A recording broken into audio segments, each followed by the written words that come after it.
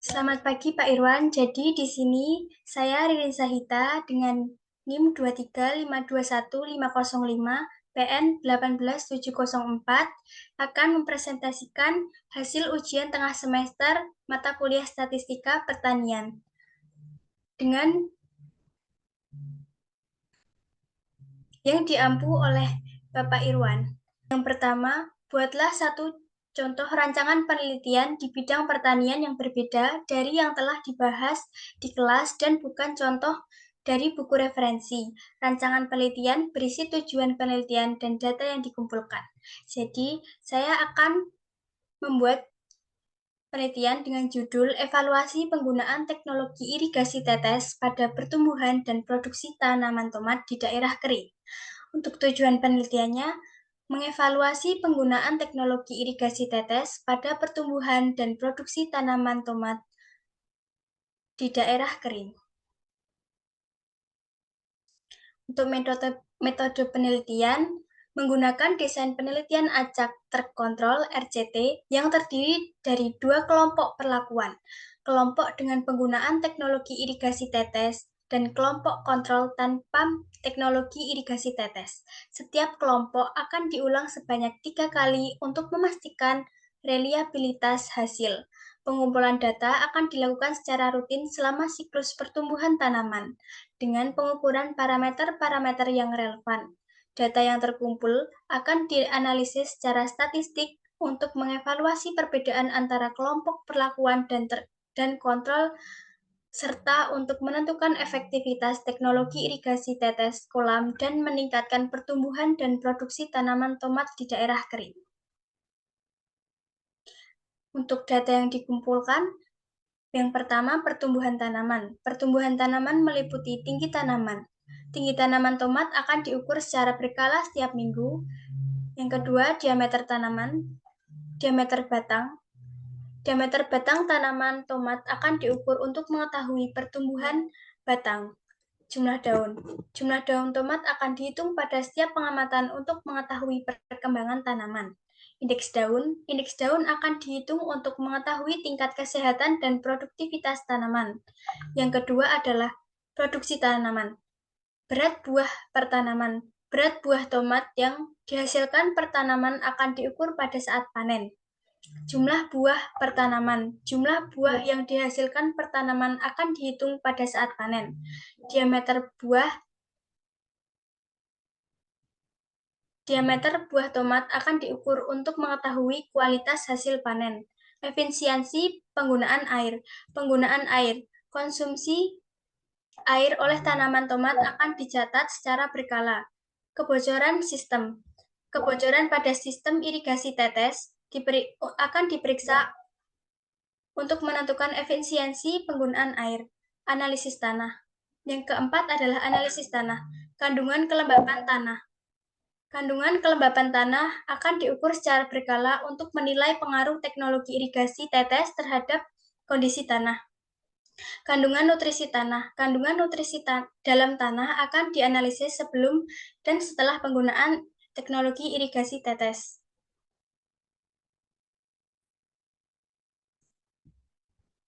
Dan soal nomor 2 adalah setiap bulan seorang pengusaha membeli 5.000 bibit anggrek dari store A dan store B, sebanyak 2.000 bibit dibeli dari store A, sedangkan 3.000 bibit berasal dari store B.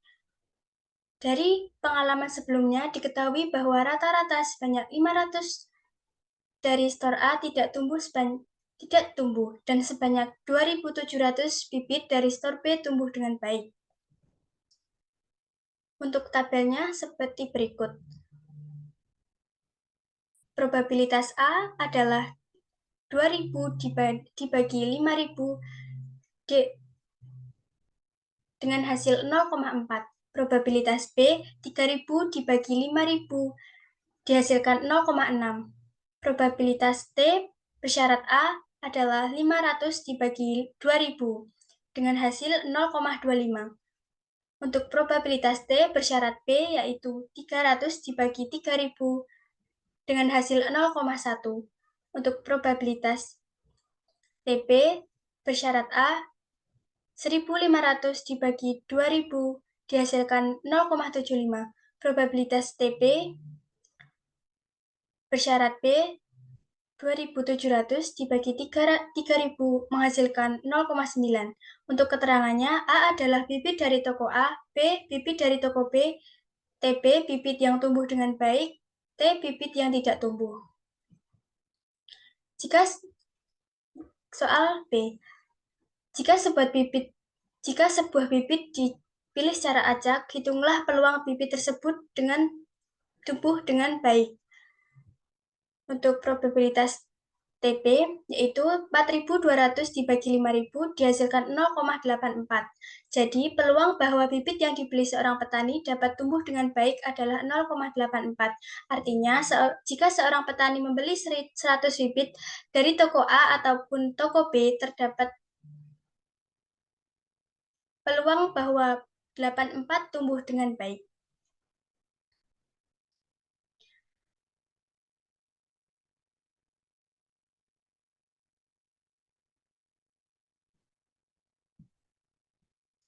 Soal C, jika sebuah bibit dari store B diambil secara acak, berapakah peluang bibit tersebut tidak tumbuh? Probabilitas T bersyarat B adalah 300 dibagi 3000, yaitu 0,1. Jadi peluang bibit yang dibeli seorang petani dari toko B tidak dapat tumbuh adalah 0,1. Artinya jika seorang petani membeli 100 bibit dari toko B, terdapat peluang bahwa 10 diantaranya tidak tumbuh.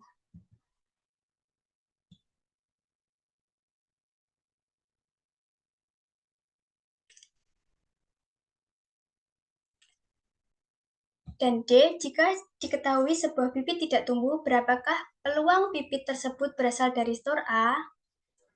Untuk probabilitas A bersyarat T adalah probabilitas A irisan T per probabilitas T. Probabilitas A irisan T adalah 500 dibagi 5.000, yaitu menghasilkan 0,1. Probabilitas T 800 per 5.000 menghasilkan 0,16. Probabilitas A bersyarat T 0,1 per 0,16 menghasilkan 0,625. Jadi, jika diketahui sebuah bibit tidak tumbuh dengan kemungkinan sebesar 0,625 atau 2,5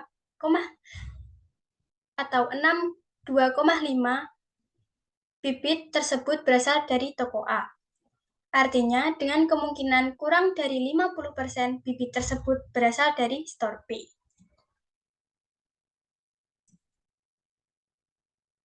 Soal nomor 3, uraikan dengan jelas penggunaan statistika dalam paper yang Anda bahas dalam kelompok Anda. Paper yang saya bahas dalam kelompok saya adalah dengan judul Recommending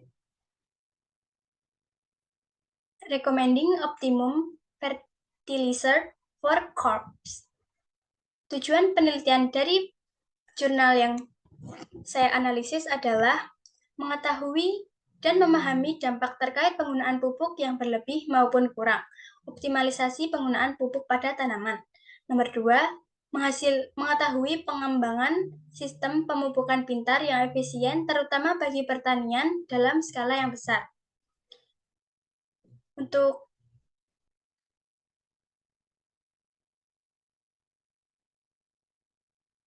Untuk yang pertama, disajikan peta, analisis data. Menurut sumber data sekunder, data yang diperoleh dari sumber lain, yaitu data set EAIR. Menurut waktu pengumpulan, time series. Data menyorot suatu topik pada interval waktu tertentu, dari tahun 2014 sampai 2018. Menurut sifatnya, data menunjukkan penyebaran dari teknologi centers, demonstration farm, dan B2B site di beberapa negara. Yang kedua, disajikan peta lagi, analisis data.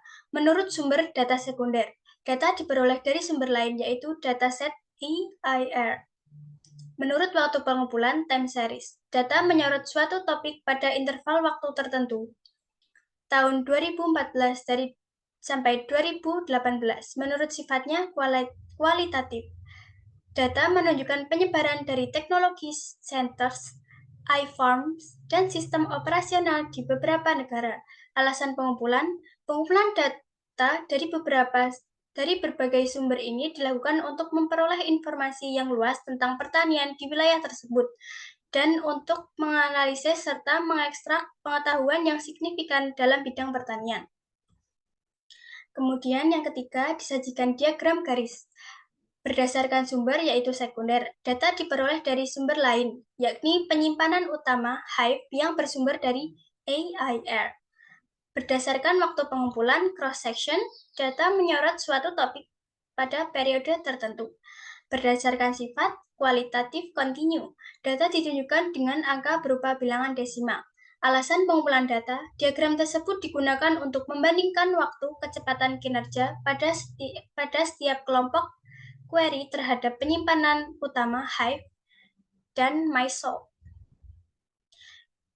Yang keempat, disajikan data berbentuk stage chart berdasarkan sumber sekunder. Data diperoleh dari sumber lain, yakni dataset AIR. Berdasarkan waktu pengumpulan cross-section, data menyorot suatu topik pada periode tertentu berdasarkan sifat kualitatif diskrit. Data diwujudkan dengan angka yang berupa bilangan bulat. Alasan pengumpulan data, diagram bertumpuk stage chart digunakan untuk membandingkan nilai antar level variabel. Dalam jurnal yang dianalisis, diagram ini dibuat untuk membandingkan kuantitas pupuk NPK dengan pupuk lain yang 10 tanaman yang paling populer di UA. Selanjutnya ada grafik Turner. Jenis data sekunder, yaitu sumber data diperoleh dari data lain, yaitu dari data warehouse. Waktu pengumpulan cross-section sifatnya kuantitatif diskrit. Alasan pengumpulan data, rasio NPK dalam pupuk penting untuk pengembangan tanaman. Jadi, menggunakan grafik Turner untuk menganalisis korelasi antara rasio N, P, dan K dan hasil panen.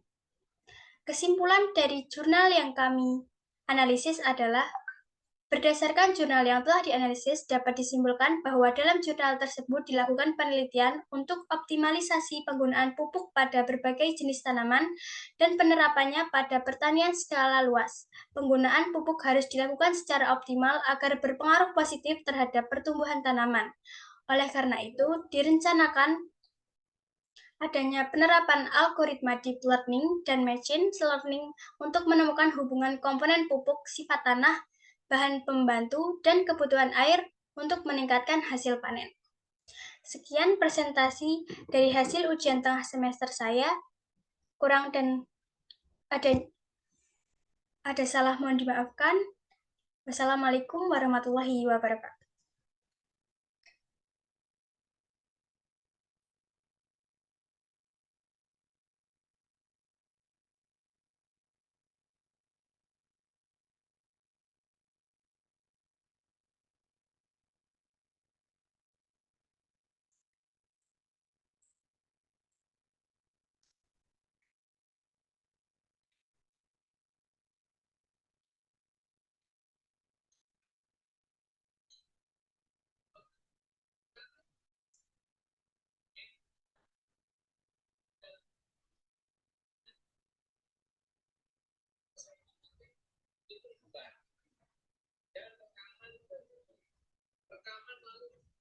Menjadi NP4.